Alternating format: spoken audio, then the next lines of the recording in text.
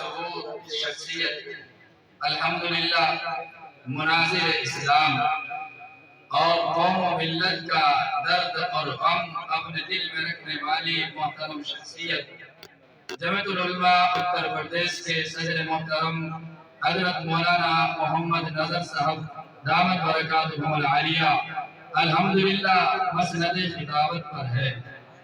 بس درخواست یہ کہ حضرت کچھ ایسی باتیں بتلاؤ، کچھ ایسی نصیحت کر جاؤ، دل بھی سویا ہوا پھر جاگ اٹھے، آنکھیں بھی پرنم کر جاؤ۔ الحمدللہ حضرت والا کی گفتگو بہت احسن گفتگو ہوتی ہے۔ اللہ تعالیٰ نے آپ کو بولنے کا عجیب ملکہ عطا فرمایا ہے، یہ اللہ کا فضل ہے۔ اللہ تعالیٰ حضرت کے سائے کو دراز فرمائے صحت و تندرستی کے ساتھ۔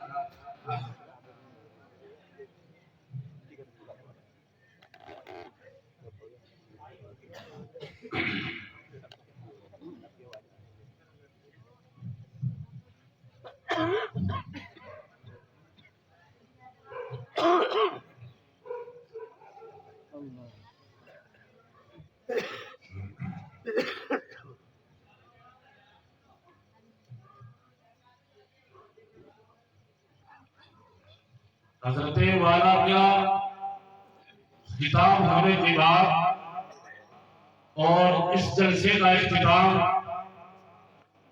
حضرت والا حضرت مولانا نظر محمد صاحب جمعیت علماء صدر جمعیت علماء اتر پردیش حضرت کی ہی دعا پر جلسے کا اختتام ہوگا۔ آپ حضرات حضرت کا بیان سنیں اور دعا کے بعد تشریف لے جائیں۔ السلام علیکم ورحمۃ اللہ وبرکاتہ۔ الحمدللہ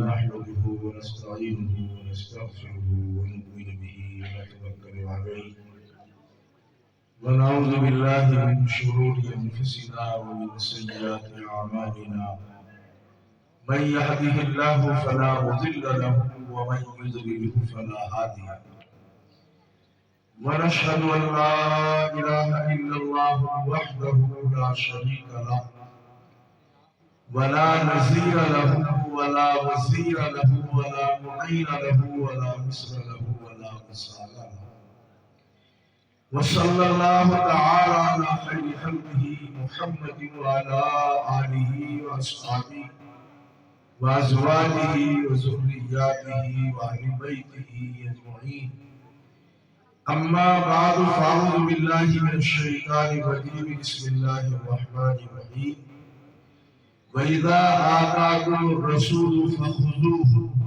وما نهاكم عنه فانتهوا قال النبي صلى الله عليه وسلم مسلم على المسلم ست بالمعروف أن يسلم عليه إذا لقيه ويجيبه إذا دعاه ويشمته إذا عطش ويعوده إذا مرض ويتبع جنازته إذا مات ويحب له ما يحب لنفسه أو كما قال النبي صلى الله عليه وسلم۔ حضرات علماء اکرام، معزز سامعین اعظام، بزرگوں، بھائیوں، دوستوں، ماں اور بہنوں، عزیز بچوں اور بچیوں، قرآن کریم کی ایک آیت کا ٹکڑا اور حضرت نبی کریم صلی اللہ علیہ وسلم کا ایک ارشاد مقدس آپ حضرات کے سامنے پیش کیا ہے۔ دعا فرمائیے اللہ رب العزت مجھے حق کہنے آپ حضرات کو سن لیں اور ہم سبوں کو اسی کے مطابق عمل کرنے کی توفیق عطا فرمائے۔ کوئی بھی بات کہنے سے پہلے ایک دو بات کہنا ضروری سمجھتا ہوں۔ بھئی تم تو وہاں بیٹھے ہوئے یہ جو برابر کس پر بیٹھے ہوئے یہاں سامنے گاڑی کے پچھلی طرف جو بیٹھے ہوئے ہیں یا تو یہاں آ جائے یا اٹھ کر اپنے گھر چلے جائے۔ ایسے ہی ادھر بھی کچھ لوگ کھڑے ہوئے ہیں، یہ نوجوان جو کھڑے ہوئے ہیں کیا ہے بھائی ادھر ہی پھلواری سے بارے کے سامنے جو کھڑے ہوئے ہیں یا تو یہاں ہے کہ بیٹھے یا اپنے گھر جا کے سو جائے، غلط بات یہ بھائی، یہ تو بیٹھ جا نہیں تھا، بیٹھو خاموشی۔ بھائی نوازش صاحب بھائی بہت اچھی نام پڑھ رہے ہیں، آپ ان کے لیے دعا کر دو کہ اللہ کی طرف سے ان پر نوازشیں ہوں۔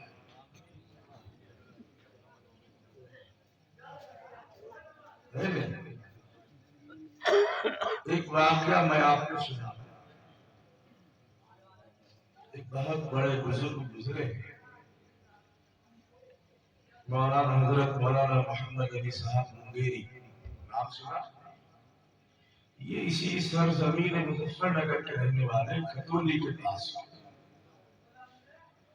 حضرت مولانا فضل الرحمان صاحب بن مراد آبادی رحمۃ اللہ علیہ کے خلیفہ ہیں، دارالعلوم ندوۃ العلماء کے بانی ہیں۔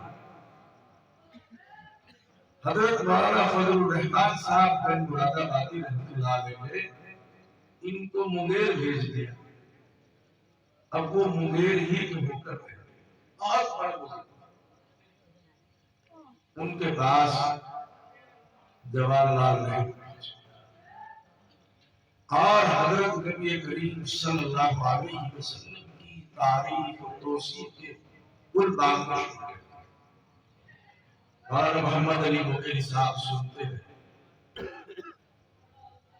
اس کے بعد حضرت نے فرمایا کہ بھائی تم یہ بتاؤ، تم جو حضرت نبی کریم صلی اللہ علیہ وسلم کے کمالات اور خوبیاں بتا رہے ہو، ان کا تو مجھے بھی معلوم ہے، کبھی بتاؤ کبھی کیا؟ آج ابھی تو کچھ نہیں کہا، پھر افسوس ہے کہ تم اپنے ایمان کے اندر داخل کیوں نہیں ہوئے؟ سمجھ رہے کہ بھائی یہ تو یہی ہوا کہ وہ شکاری جب جنگل میں شکار کرنے کے لیے جاتا ہے تو وہ شکار کی زبان استعمال کرتا ہے، تم تو مجھے شکار کرنے کے لیے۔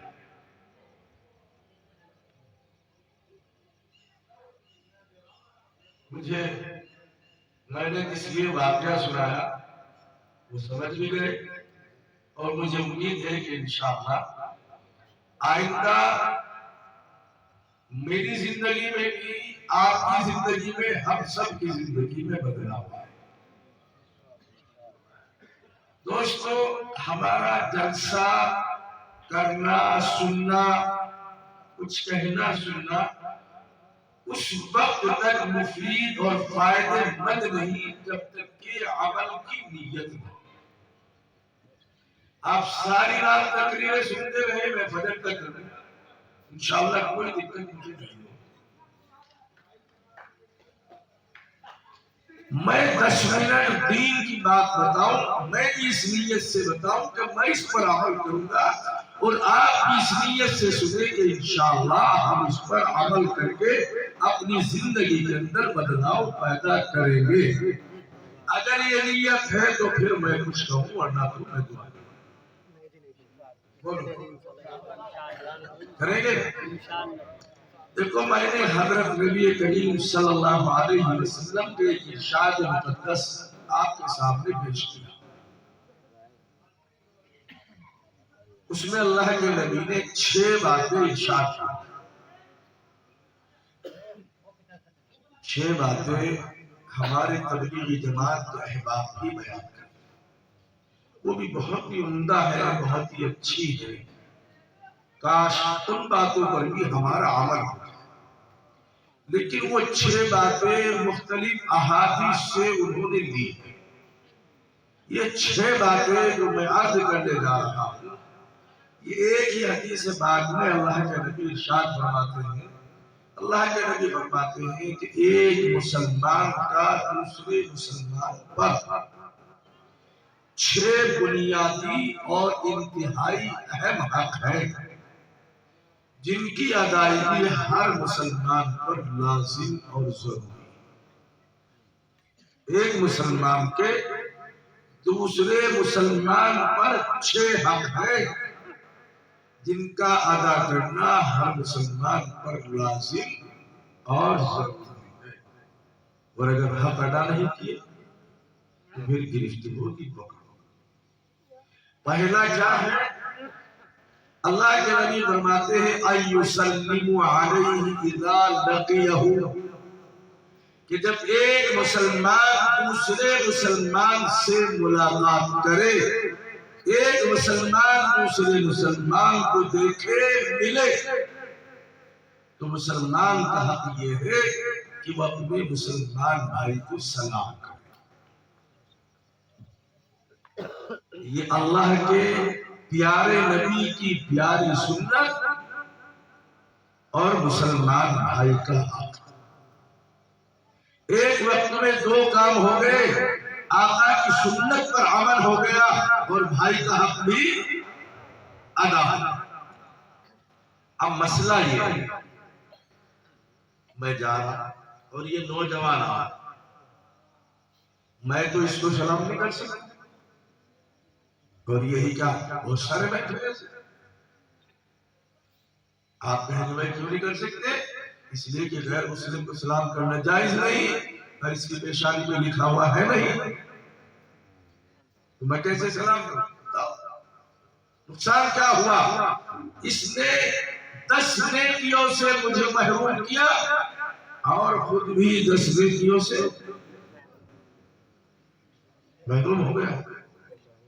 صرف اتنا کہا السلام علیکم، 10 نیکیاں مجھے ملے گی، اور میں نے سنت پر عمل کیا ہے، اور جس نے یہ سلام سنا اس پر جواب دینا واجب ہو گیا۔ لیکن دوستو ایک بات سنو، یہاں معاملہ الٹا، اس مسئلے میں یہ سنت جو ہے سلام کرنا، جواب دینا واجب ہے، واجب سے افضل ہے۔ یہ سنت واجب سے افضل ہے اس مسئلے سلام کرنے سے۔ اللہ کے نبی صلی اللہ علیہ وسلم سب کا ہوئی بات، آپ کا عمل شریف یہ تھا کہ آپ بچوں کو، بوڑھوں کو، جوانوں کو ہمیشہ سلام کے کرنے میں پہل کرتے۔ آج یہ پیارے نبی کی پیاری سنت ہماری زندگی سے نکل گئی، جس کو ہم جانتے ہیں اس کو سلام کرتے ہیں، اور جس کو نہیں جانتے شکل و صورت سے، وضاحت سے کتنا ہی بڑا مسلمان معلوم ہو رہا ہو، کوئی اس کو سلام نہیں۔ اللہ کے نبی فرماتے ہیں جس کو تم جانتے پہچانتے ہو اس کو بھی سلام کرو، اور جس کو جانتے پہچانتے نہیں اس کو بھی سلام کرو۔ اب ہی ملاقات ہوئی، بیچ میں کوئی پردہ آ گیا، دیوار آ گئی، آقا فرماتے ہیں پھر سلام کرو۔ فَيَا أَيُّهَا النَّاسِ أَفْشُوا السَّلَامَ بَيْنَ النَّاسِ، اے لوگوں سلام کو عام کرو، سلام کو رواج دو، سلام کو خوب پھیلاؤ۔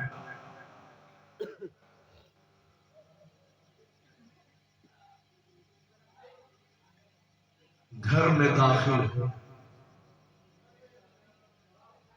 گھر کے اندر اگر کوئی ہے تب بھی سلام کرنا چاہیے، اور اگر گھر کے اندر کوئی نہیں تب بھی سلام کرنا چاہیے۔ آپ کہیں گے بھائی ہے تو دکھ رہے ان کو سلام کریں، لیکن جب گھر کے اندر کوئی نہیں تو دیواروں کو سلام کرنا تو سمجھ میں نہیں آتا۔ ایمان والے کے گھر کے اندر نیک جنات اور ملائکۃ الرحمن اللہ کے فرشتے رہتے ہیں، اس لیے جب گھر کے اندر داخل ہو کوئی ہو تب بھی سلام کرے، اور اگر کوئی نہ ہو تب بھی سلام۔ اللہ فرماتا ہے قرآن میں یا ایھا الذین آمنوا اذا دخلتم بیوتا فسلموا علی اہلها، اے مسلمانوں جب تم کسی کے گھر میں داخل ہو تو گھر والوں کو سلام۔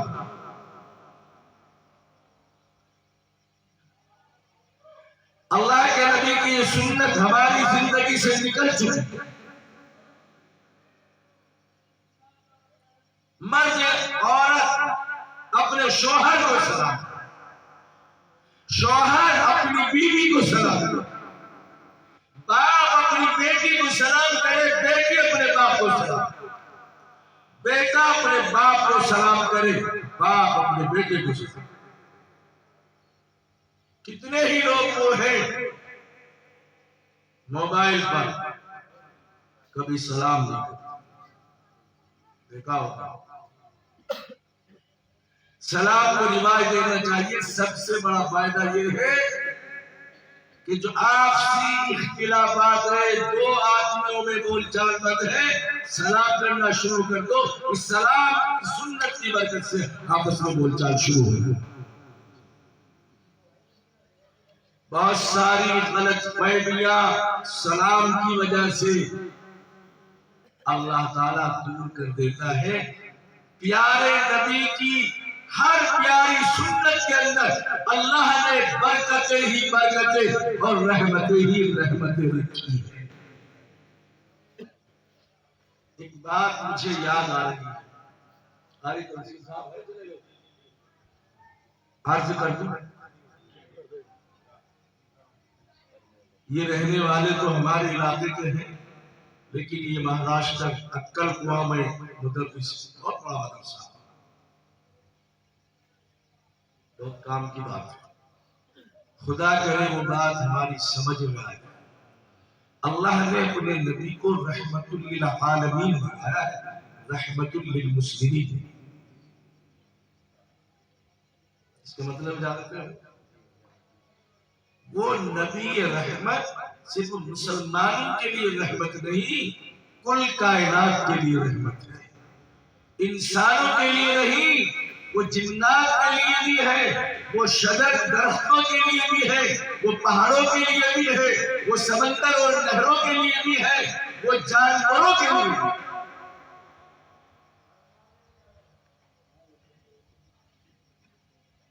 امت کی دو قسمیں، ایک امت دعوت، ایک امت اجابت۔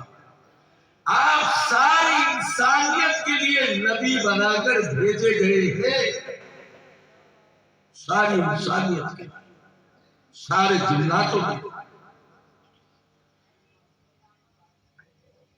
جنہوں نے آپ کی دعوت کو، آپ کی لائی ہوئی شریعت کو قبول کر لیا، وہ امت اجابت ہے۔ ہم امت اجابت ہے، یہود ہو، نصارہ ہو، مجوسی ہو، سکھ ہو، جین ہو، کسے باشد، یہ سب کے سب نبی کریم صلی اللہ علیہ وسلم کی امت ہے۔ نبی کی سنت پر جو بھی عمل کرے گا، اس کا دین دھرم، ذات برادری کوئی بھی، اگر وہ مسلمان نہیں ہے، اللہ دنیا میں اس کو وہ فائدہ دے گا کہ دوسری قومیں دیکھتی رہ جائیں۔ اس کی ایک مثال دیتا ہوں۔ ہمارے ہندوستان میں قوم ہے سکھ، جانتے ہو؟ دیکھیے ان کے گردوارے میں کتنے لوگ کھانا کھاتے ہیں، لاکھوں لاکھ۔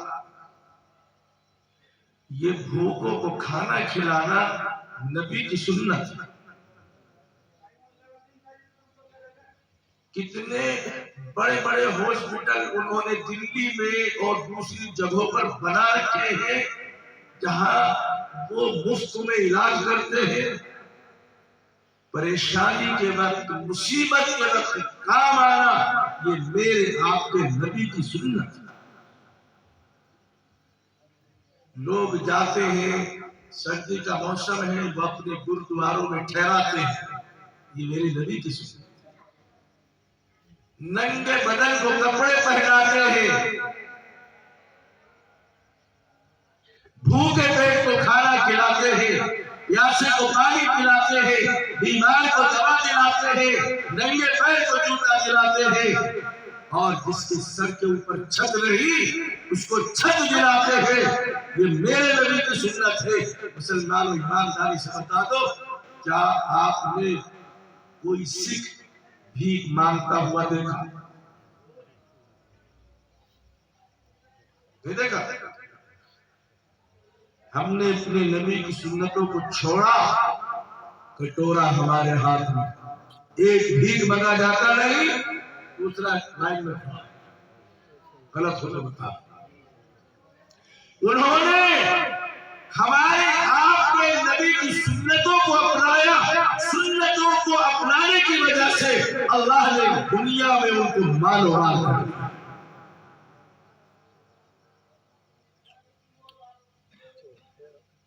اب آپ اندازہ لگا لیں کہ سنتوں کو چھوڑنے کا نقصان کیا ہے اور سنتوں کو اپنانے کا فائدہ کیا ہے۔ بھائی کوئی کام کی بات ہے دنیا کے میں بات نہ کرو یار، بولو بھائی سلام کی سنتوں پر عمل کرو گے؟ آقا فرماتے ہیں یسلم علیہ اذا لقیہ، دوسری بات وَيُجِيبُهُ إِذَا دَعَاهُ، جب کوئی مسلمان دعوت کرے تو مسلمان کی دعوت کو قبول کرے۔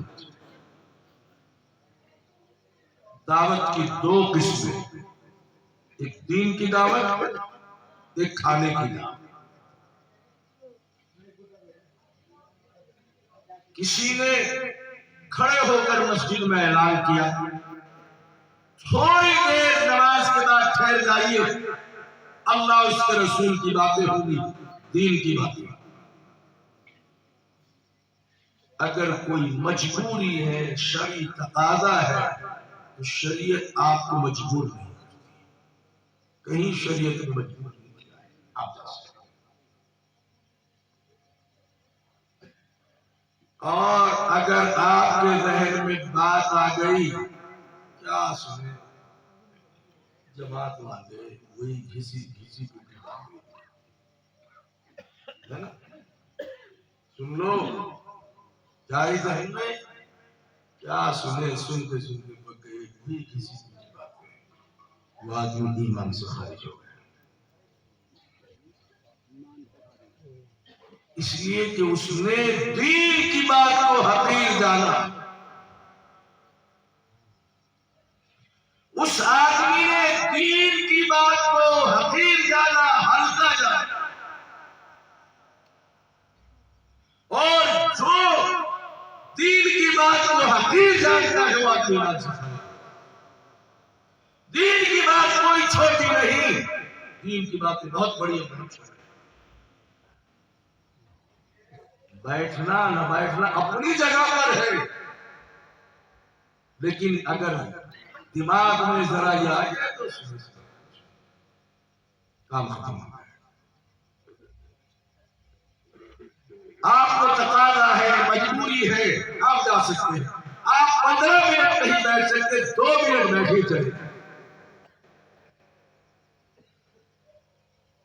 کبھی کبھی ایسا ہوتا ہے اعلان کرنے والا اعلان کرتا ہے 5 آدمی مسجد میں رہتے ہیں، پوری مسجد خالی۔ مسلمانوں مجھے بتا دو، جب مسلمان کے پاس دین کی بات سننے کا وقت نہیں ہے تو وقت کس کا ہے؟ انتظار کیا ہے؟ قیامت کا۔ 5 منٹ نہیں بیٹھ سکتے، 2 منٹ تو بیٹھ سکتے۔ دوسری دعوت، کسی نے کھانے کی دعوت۔ بعض ہمارے بھائی جہالت اور نادانی کی وجہ سے صاف کہہ دیتے ہم چلے آ گیا۔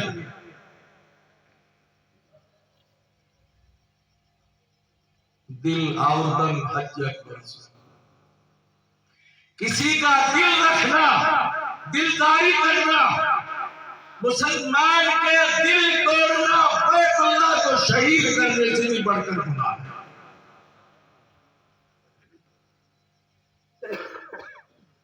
دل آوردن حج اکبر، آپ کو نہیں کھانا نہ کھائیے، لیکن آپ اس کی دل شکنی کرنے کی آپ کو شریعت میں اجازت نہیں دی. اس نے کہا آپ کی دعوت ہے ٹھیک ہے نہ جائیے, آپ کو کوئی مجبور تو نہیں کر رہا ہے, لیکن اس کو ٹکا سا جواب دے دینا. ایمانداری سے اپنے دل پر ہاتھ رکھ کر بتاؤ کہ اگر آپ کے ساتھ یہ معاملہ ہو جائے آپ کو دل کی ہوتا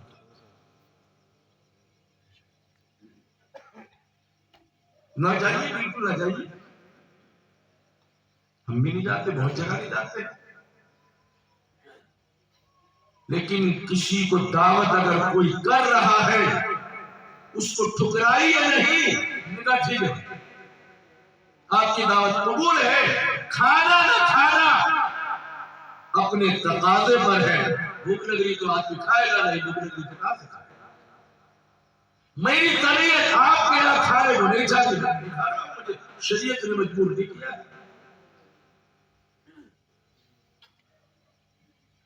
غیر مسلم کا جھوٹا پاک ہے اور مسلمان کے جھوٹے میں اللہ نے شفا ہے. سمجھ رہے, جھوٹا کس کو کہتے ہیں؟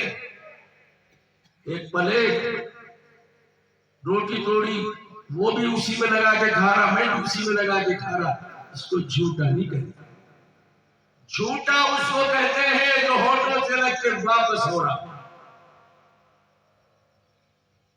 مسلمان کے جھوٹے میں شفا ہے, غیر مسلم کا جھوٹا جائز ہے, بشرطے کہ طبیعت مانگتی ہے.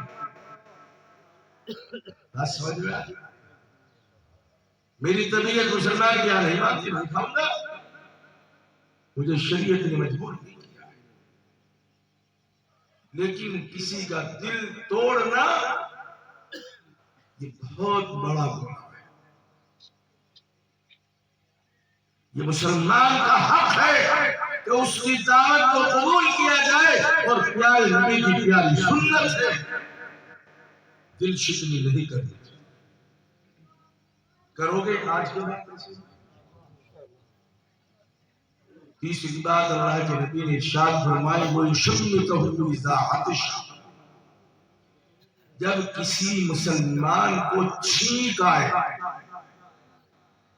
اور وہ چھینک پر الحمدللہ کہے تو سامنے والے کو یرحمک اللہ کہنا چاہیے. چھینک سمجھتے نا, یہ بیماری کی علامت بھی ہے اور تندرستی کی علامت. اس نے اللہ کا شکریہ ادا کیا ہے کہ تمام تر تعریف ایک اللہ کے لیے ہے. یرحمک اللہ, یہ اپنے بھائی کے لیے دعا کر رہا کہ اللہ میرے بھائی پر اس کے دشمن کو تو ہنسنے کا موقع نہ دے.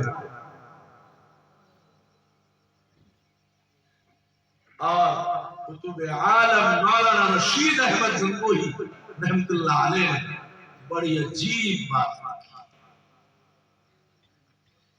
اس نے کہا کہ جب چھینک آئے تو الحمدللہ اس معنی کر بھی کہنا چاہیے کہ جب چھینک آتی ہے آدمی کا چہرہ ایسا بگڑ جاتا ہے کہ اگر اللہ اسے اسی حالت میں رکھ دے تو گھر والے بھی پہچاننے سے انکار کریں.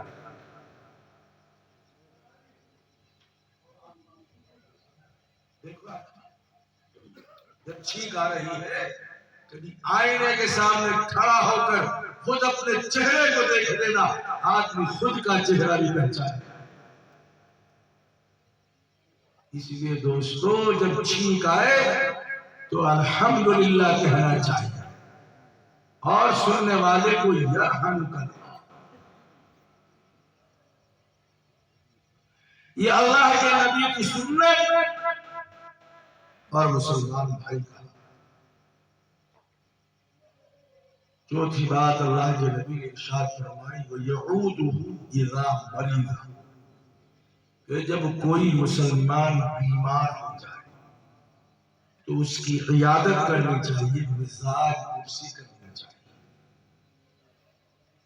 غریب آدمی اگر کوئی بیمار پڑ جائے पड़ोसी जो दीवार के नीचे है वो भी उसको कुछ नहीं डालता। और कोई मालदार आदमी मुजफ्फरनगर में बीमार हो जाए, आदमपुर से लाइन लगाए,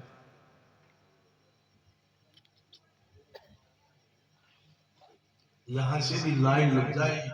कोई नामवर आदमी, कोई मशहूर आदमी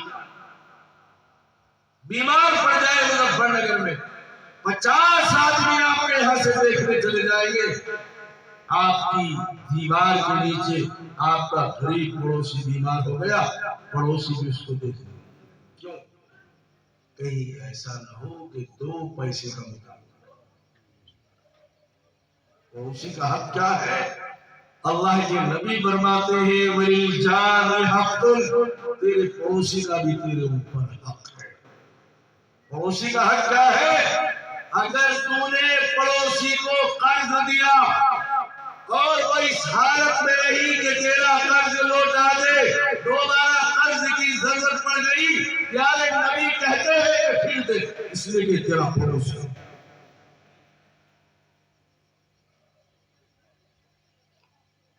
गरीब के माना अजनबी के आते हैं, और गरीब आदमी अपने महल्ले अपने पड़ोस में भी अजनबी होता है।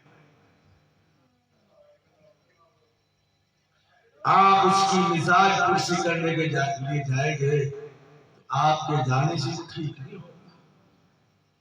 लेकिन प्यारे नबी की सुन्नत है, जरा देखो कि आका का अमल क्या था। वो औरत जो आपके ऊपर गंदगी डालती थी, कूड़ा करकट डालती थी, आपके रास्ते में कांटे बिछाती थी, एक रोज आपके ऊपर गंदगी नहीं की। आपने अपने असहाब से पूछा, आज उस हमारी मौसीरा को क्या हुआ कि उसने हमारे ऊपर गंदगी नहीं डाली? किसी ने कहा कि ताजदार मदीना सल्लल्लाहु अलैहि वसल्लम वो औरत बीमार। अल्लाह के नबी उस औरत की मिजाज कुर्सी के वो दुश्मन थी, उसके घर जाते हैं खैरियत मालूम करने के लिए। हम तो अपने मुसलमान पड़ोसी अपने भाई के यहाँ भी उसकी मिजाज कुर्सी खैरियत मालूम करने के लिए।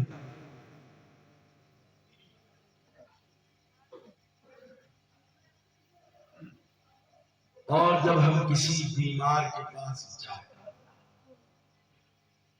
हॉस्पिटल में, किसी के घर, तो ज्यादा देर नहीं बैठना चाहिए, इसलिए कि अगर वो हॉस्पिटल में भर्ती है तो उसकी जो महरम औरतें हैं वो भी वहां है। हॉस्पिटल में आदमी लंबा चौड़ा कमरा नहीं लेकर रहेगा, छोटे छोटे कमरे होते हैं, उन औरतों को तकलीफ होती है, इसलिए थोड़ी देर बैठे। और बाद आदमी आदत से मजबूर होता है। आपको तो बहुत भयानक बीमारी, बहुत खराब बीमारी, अरे फुला आदमी को हो गई थी फुला जगह, और भाई वो तो मर गया, बहुत खराब बीमारी, खुदा हो। अल्लाह तो कादिर मुतलक है, वो सूखी लकड़ी में जान डालने पर कादिर है। मैंने अपनी आंख से मंजर देखा कि डॉक्टर ने कहा ये मरीज मर गया, उठा कर ले जाओ, लेकिन वो आज भी जिंदा है।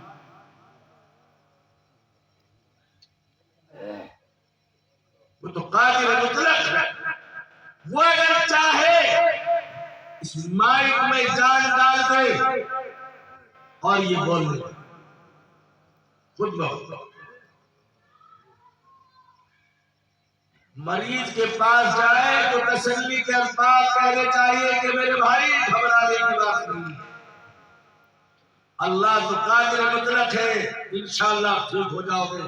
इससे भयानक भयानक बीमारियां लोगों को हुई, लेकिन अल्लाह ने उनको ठीक किया, आप भी ठीक। जब आदमी को तसल्ली दी जाती है तो तसल्ली देने से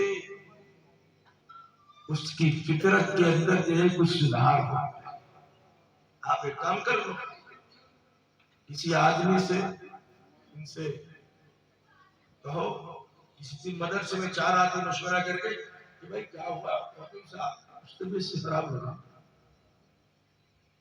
تو ان کو ابھی نہیں ہوگی، تھوڑی دیر کے بعد دوسرا آ جائے چہرہ اداس سا ہے، طبیعت تو ٹھیک خراب سے لگتی کچھ، ابھی تو شک ہو جائے گا، پھر تیسرے کو بھیجو وہ بھی آ کے یہ بات کہے، یہ اپنے آپ کو بیمار سمجھنے لگے گے، پھر چوتھے کو بھیجو ہم کر لے گا اور یہ بیمار نہ پڑے تو کہنا۔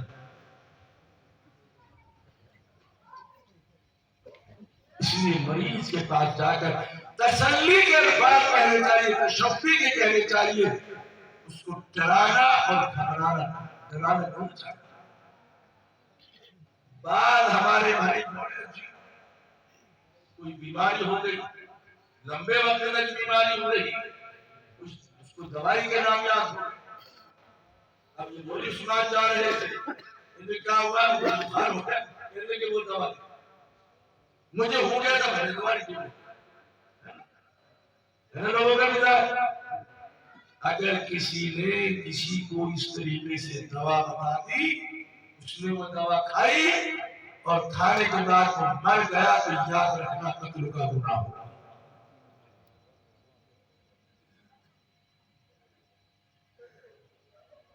گناہ ہوگا، قتل کا گناہ ہوگا۔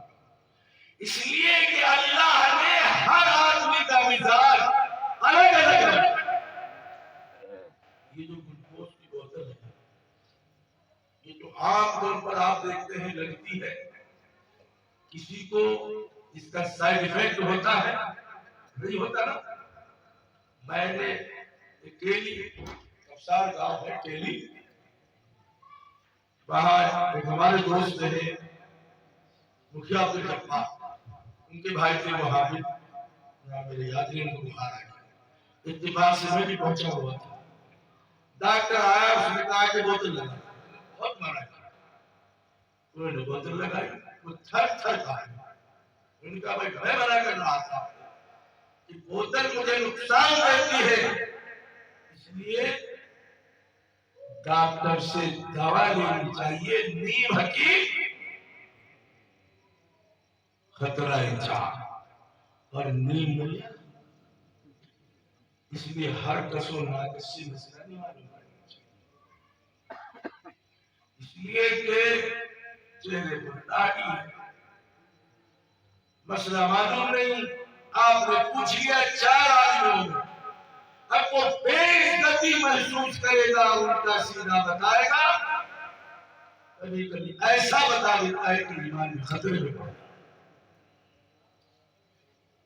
جس کے بارے میں آپ کو معلوم ہے کہ یہ مستند عالم ہے، تیر کی عالم ہونا بڑی بات نہیں، لیکن اس کو تیر کی سوجھ بوجھ ہے، اور اس کو بھی یہ چاہیے کہ اگر معلوم ہے تو بتا دے، اگر معلوم نہیں تو کہتے اس وقت مجھے معلوم نہیں، میں کہیں سے معلوم کر کے تمہیں بتا دوں۔ اس لیے میرے بھائیوں کسی کو دوا نہیں بتانی چاہیے، مریض کے پاس جائے تو تسلی دینی چاہیے اور اس کے لیے دعا کرنی چاہیے، زیادہ دیر نہیں بیٹھنا چاہیے۔ یہ اللہ کے نبی کی سنت ہے اور رسول اللہ وَيَعُودُهُ إِذَا مَرِضَ وَيَتَّبِعُ جَنَازَتَهُ إِذَا مَاتَ، اور جب کوئی مسلمان مر جائے اپنے مسلمان بھائی کے جنازے میں شریک ہونا چاہیے۔ اس کے 2 مطلب ہیں، ایک مطلب تو یہ ہے جو میں نے بتایا ہے کہ مسلمان کے جنازے میں شریک ہونا چاہیے، اور دوسرا مطلب یہ ہے کہ جنازے کے آگے نہیں چلنا چاہیے، جنازے کے پیچھے چلنا چاہیے۔ حضرت امام ابو حنیفہ امام اعظم رحمۃ اللہ علیہ کے نزدیک جنازے کے آگے آگے چلنا مکروہ ہے، جنازے کے پیچھے چلنا چاہیے۔ بس ہمارے بھائی جنازے کے آگے آگے چلنا، جنازے کے پیچھے چلنا چاہیے، اور جنازے کی نماز کا مسئلہ بڑا عجیب، جب کوئی جنازہ ہوتا ہے تو جتنے آدمی نماز میں شریک اتنے دیوار کے پاس کھڑے ہوئے.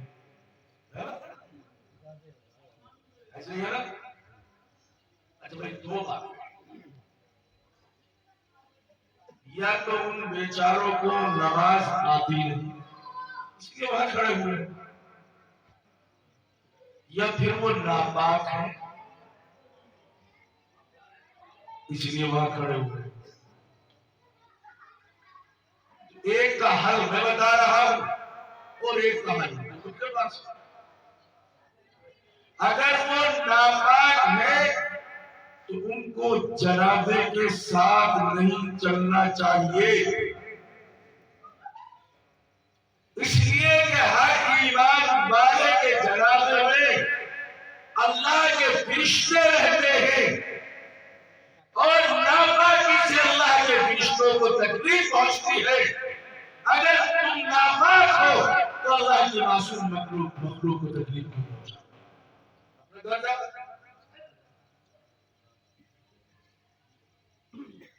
ناپاک آدمی کو جنازے میں شریک نہیں ہونا چاہیے. بات سمجھنا. اور ایک بات اسی سلسلے کی میرے ذہن میں ہے, ویسے تو میں اگر اس پر ہی بتانے لگا بہت ضروری بات ہے. کبھی کبھی ایسا ہوتا ہے پتلا سا آدمی مریم چاہیے تو میں دیکھو مرنا تو سبھی کوئی مجھے مرنا تو سب جانتے ہیں کوئی تو بدلا دبلا آدمی بھاگ کے کندھا دیا 4 پائے اور کندھا دیا تو 3 دن تک کندھا دکھا. اور ایک وہ موٹا دادا صاحب ایسے وہ بیٹھے ہر آدمی کو ڈر لگ رہا تھا کندھا دیتے ایک کنٹل سے زیادہ ہوتا. اور جب کندھا دیا تو وزن کے بعد کوئی ہوا ہوتا ہے ہوتا ہے ہوتا ہے. ایسے وقت میں ہمارا تبصرہ کیا ہوتا ہے یار, ہم تو اس آدمی کو بڑا نیک سمجھتے ہیں لیکن ہم نے کندھا دیا بھائی اب تک کندھا دیا. ارے تو گنہگار آدمی تھے کہ گناہ ہوگا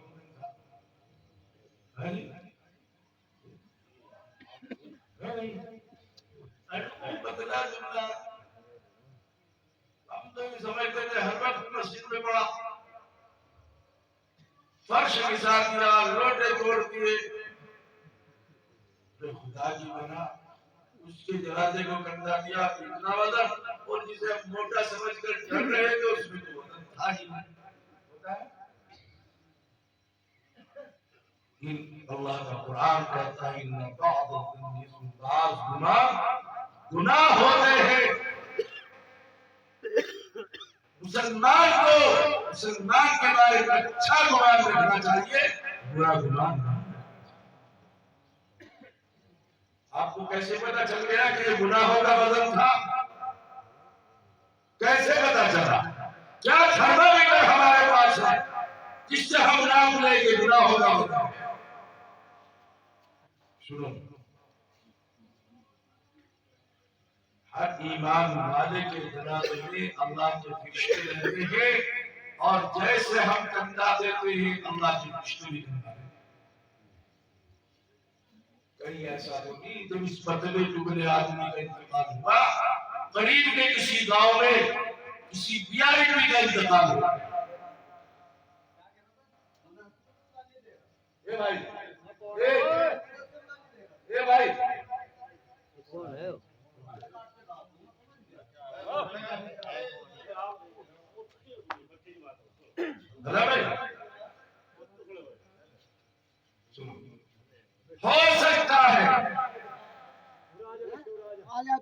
ہو سکتا ہے یہ کسی اللہ کے ولی کا, اللہ کے دوست کا انتقال ہو گیا. وہ فرشتے جن کی ڈیوٹی آپ کے گاؤں میں تھی, اللہ نے ان کی VIP ڈیوٹی وہاں لگا دی. آپ نے دیکھا جب کوئی VIP آتا ہے نا, ارے بھائی ادھر دیکھو,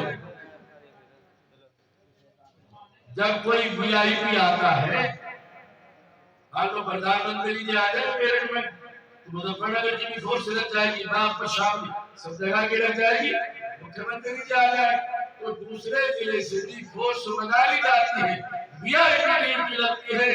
ایسا ہی کوئی اللہ کا ولی، اللہ کا دوست، کسی غریب کی بستی میں اس کا انتقال ہو گیا ہو، اور رشتے جن کی ڈیوٹی آپ کے گاؤں میں تھی، اللہ نے ان کی ڈیوٹی وہاں لگا دی ہو، وہ وزن جو رشتوں کے کندھے میں پڑنا چاہیے تھا ہمارے کندھوں میں پڑ رہا ہے، اس لیے ہمیں وزن زیادہ معلوم ہے۔ اور وہ موٹا تازہ آدمی جس میں وزن زیادہ معلوم ہونا چاہیے تھا، کب معلوم ہو رہا؟ اس لیے کہ وہ وزن جو ہمارے کندھوں پر پڑنا چاہیے تھا اللہ کے فرشتوں نے اٹھا رکھا ہے، اس لیے ہمیں وزن کرنا ہے۔ مسلمان کے بارے میں اچھا گناہ کرنا چاہیے، برا گناہ نہیں رکھنا چاہیے۔ ایک بات اسی سے متعلق ہو ذہن میں ایک رواج چل نکلا ہے کچھ دنوں سے، مردے کو قبر میں اتارنے کے بعد اس کا چہرہ کھول کر دینا،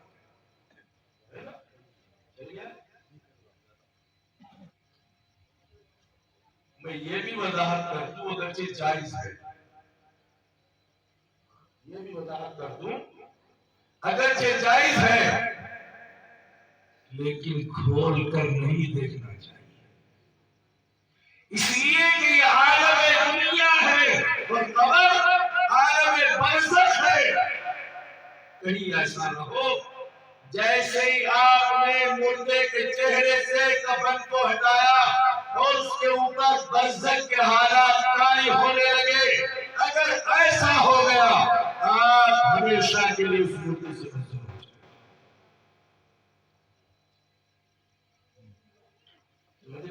نہیں سمجھ یہ عالم دنیا ہے، مردہ ہمارے اختیار میں ہے، الٹا لٹائے سیدھا لٹائے، دائیں کروٹ لٹائے بائیں کروٹ لٹائے، چار پائی پر لٹائے نیچے لٹائے پاک جگہ پر لٹائے، لیکن قبر جو ہے وہ عالم برزخ ہے۔ قبر میں رکھنے کے بعد منکر نکیر سوال و جواب کے لیے آئے، ڈراؤنی شکل ہوگی، خوفناک شکل ہوگی، جب مردہ ان منکر نکیر کو دیکھے گا اس کے چہرے کرے گا۔ اس لیے دوستو وہ عالم برزخ ہے، دوسرا عالم ہو گیا، اگر شریعت نے اجازت دی ہے لیکن احتیاط کا تقاضا یہ ہے کہ ہم اس کے چہرے کو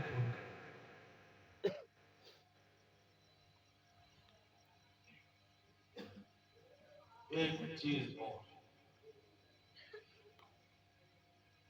جب ہم مردے کو قبر میں لٹاتے ہیں منہ کر دیتے ہیں قبلے کی طرف، سینہ کر دیتے ہیں آسمان، ایسے کرتے ہیں نا، کیسے کرتے ہیں؟ منہ کرتے ہیں نا، منہ ہی تو قبلے کی طرف کرتے ہوئے ایسے نہیں لٹانا چاہیے، قبلے کی طرف کروٹ سے لٹانا چاہیے۔ وہ جو آپ نماز میں کہتے ہیں منہ میرا کعبہ شریف کی طرف، یہ بھی غلط ہے۔ آپ سب لوگ پڑھے لکھے ہیں ماشاءاللہ، اسٹیج پر جو علماء بیٹھے ہوئے ہیں، ایک مسئلہ معلوم کرتا ہوں، مثال کے طور پر میرا بگڑا جی، میں نے اس نیت باندھی 2 رکعت کی 4 رکعت کی، ایسے میں قبلے کی طرف کھڑا، میں نے ایسے منہ کر لیا دائیں طرف یا بائیں طرف، بولو میری نماز ہوگی ہے؟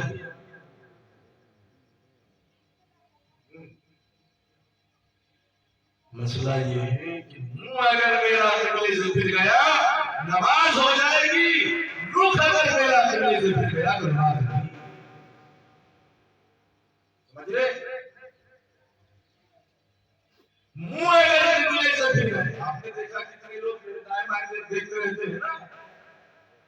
جب نماز نہیں ہوتی، نماز ہو جائے اگر کہ اس کی نماز سنت کے خلاف ہے لیکن نماز ہو جائے گی، منہ اگر میرا قبلے کی طرف سے پھر گیا نماز ہو جائے گی، لیکن اگر رخ میرا قبلے سے پھر گیا تو نماز نہیں۔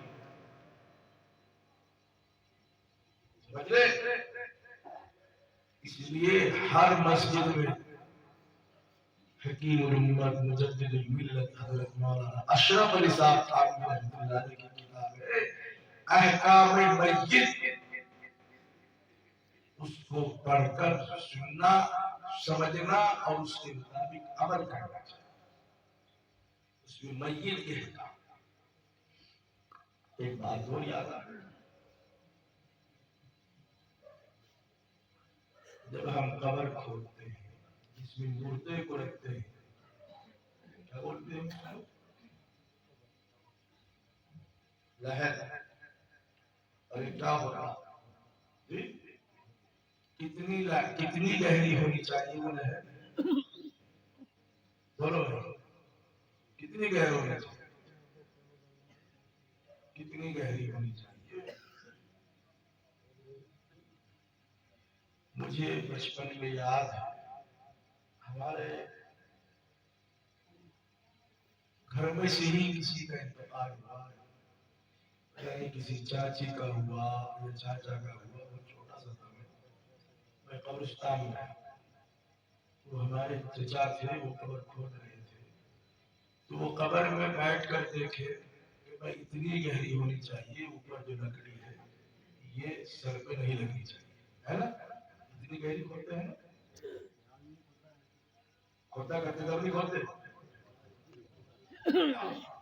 وہ قبر جس میں مردے کو رکھتے ہیں اس کی گہرائی صرف اتنی ہونی چاہیے کہ اگر مردے کو الٹنے پلٹنے لگے تو مردے کا جسم اوپر جو لکڑی رکھی ہوئی اس سے ٹچ نہ ہو، اس سے ٹچ نہیں ہوگا۔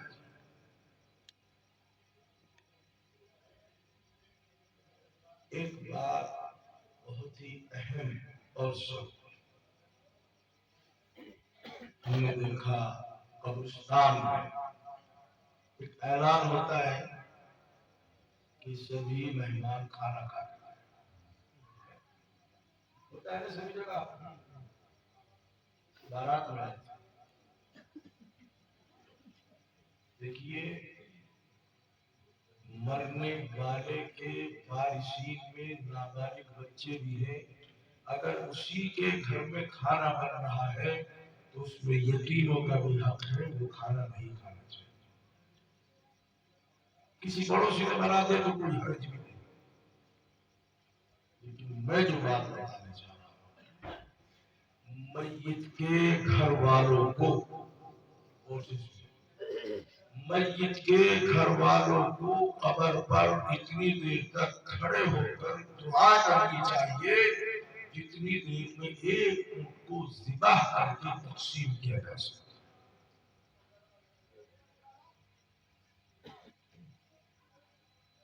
اہل عرب جلدی کرتے تھے لیکن اس جلدی میں بھی کم از کم آدھا گھنٹہ لگتا تھا۔ میت کے لیے وہ اجنبی گھر ہے،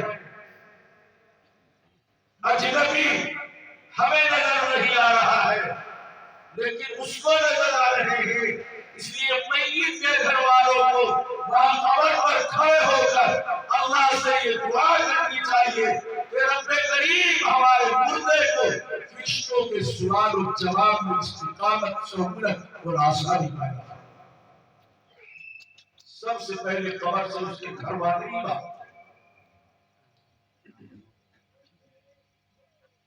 ارے کوئی کھائے نہ کھائے اگر ایک وقت نہیں کھائیں گے تو بھوکے نہیں بچے، قیامت نہیں آتی۔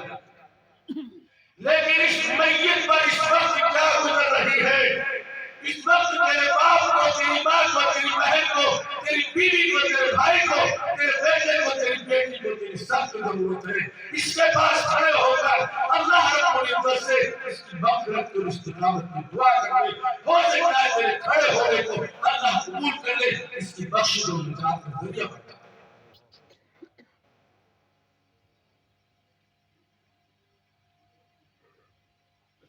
لوگوں کو بتاؤ، وہاں کھڑے ہو کر بات سمجھنا بڑا دکھ ہوتا ہے۔ ایسا لگتا ہے کہ جیسے رسم تھی ہم نے پوری کی اور بھاگ یہ میت کا حق ہے، اور وہ لوگ جو ادھر کھڑے ہوئے ہیں جب جنازے کی نماز ہو رہی ہے وہ سنے جنازے کی نماز میں دو فرض ہیں، فرض اگر ادا ہو جائے تو نماز ہو جائے گی، واجب چھوٹ جائے سجدہ سہو۔ جنازے کی نماز میں کوئی واجب ہے ہی نہیں، واجب نہیں ہے، فرض ہے، سنت ہے۔ فرض کیا ہے؟ نیت کرنا۔ جب آپ گھر سے جنازے کے پیچھے پیچھے چل رہے کیوں جا رہے ہیں؟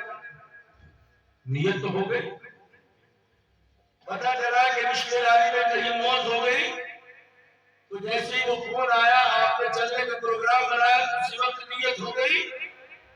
نیت تو دل کے ارادے کا نام تو نیت ہے۔